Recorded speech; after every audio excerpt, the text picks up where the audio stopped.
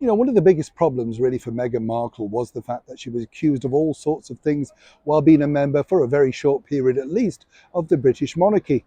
None knows, none bigger, of course, than the bullying claims. Back and forth these stories went. And as we told you at the time, one of the biggest problems for Meghan and Harry was their one-time assistant, Jason North, who really opened a floodgate of negativity. Can't have been easy for both sides. Obviously, certain members of staff had signed NDAs and were not allowed to talk publicly about them.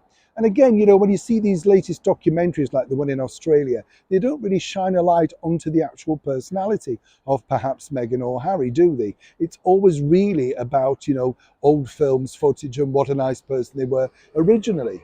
But now, according to a very good source, it appears that Meghan Markle is keen to very much set the record straight, and apparently she has the evidence. As ever, let me explain.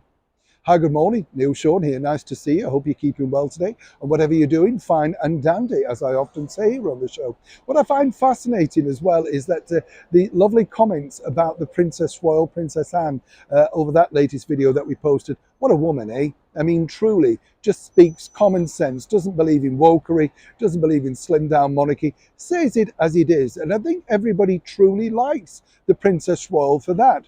I agree with her on many aspects that, of course, her elder brother, King Charles, is trying to tick too many boxes to tick too many people in. They simply don't want it, you know. Perhaps, as I said in the video, she is the unsung hero of the monarchy. How different things would have been if she'd have been the firstborn. Lots of people over here, dare I say, wish that she would have become queen.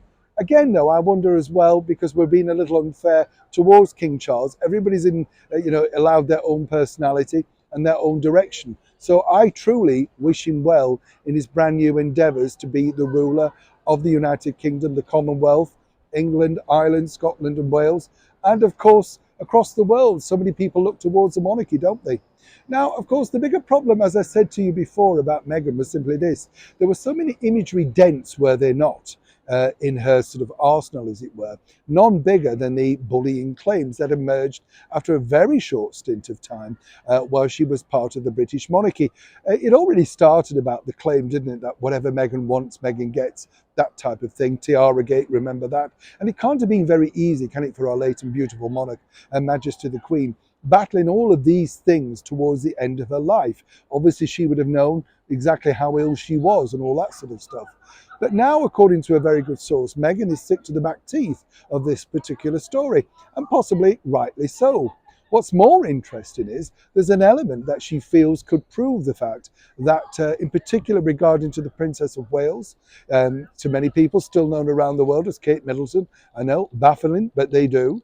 But the Princess of Wales, if you recall, in that particular narrative regarding bullying Princess Charlotte, apparently she came down with flowers, an apology and a card. And according to that good source, and as ever we have to say allegedly, Meghan Markle believes that the card is the source of well, why would a card be delivered with an apology if there was nothing to apologise for? Counteracting, of course, you could just say that Meghan herself and Catherine at that point didn't want any negativity towards each other. I don't necessarily think it proves anything. But according to a very good source, Meghan is ready and willing, allegedly, to use that particular arsenal if people keep sort of posting the imagery of her being a bully or indeed mentioning it in news broadcasts. Now, I, for one, think it's best left to be swept under the carpet. You know, it's a distasteful subject for both ladies. But the bottom line is, really, there is no stopping someone who wants to make sure that they are cleared of all wrongdoing. But for Meghan Markle, really, is it a little too late?